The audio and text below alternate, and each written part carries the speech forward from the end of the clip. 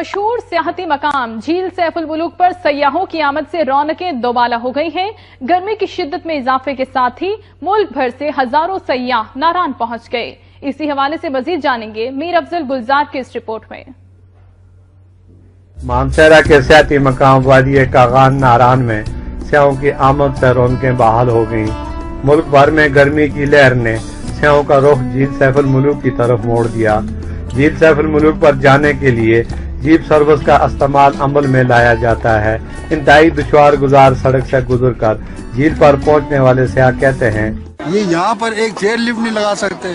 लोगों को, आवाम को कितनी परेशानी है यहाँ पर। खूबसूरत नज़ारे, दिलकश मनाजर देखने के लिए अंदरून व बैरून मुल्क से हर साल लाखों की तादाद में सयाह खींचे चले आते हैं। आसमान को छूती बर्फानी बुलंदो बांग पहाड़ों की चोटियां, सैर अंगेज जन्नत नजीर वादी नारान झील सैफ उल मुलूक के फितरी हुस्न को कैमरे की आंख से महफूज करने के लिए हर लम्हा हर कोई बेताब दिखाई देने लगा।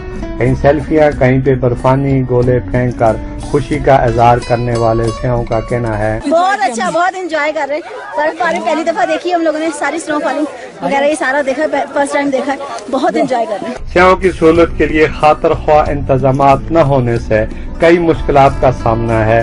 सूबाई हुकूमत की जानब से बुलंदो बांग दावे सेहत के फरोग के लिए किए तो जाते हैं, मगर ये दावे अभी तक सच साबित न हो सके। खबरों को और टूरिस्ट को यहाँ प्रॉब्लम होती है, तो इसके लिए गवर्नमेंट कोई NHA स्पेशली कोई काम नहीं कर रही और ना कोई मशीन चल रही है।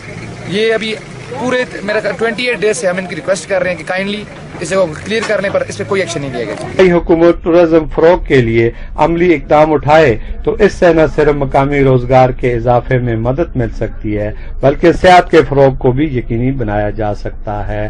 कैमरा टीम के साथ मीर अफजल गुलजार, वक्त न्यूज, मानसहरा।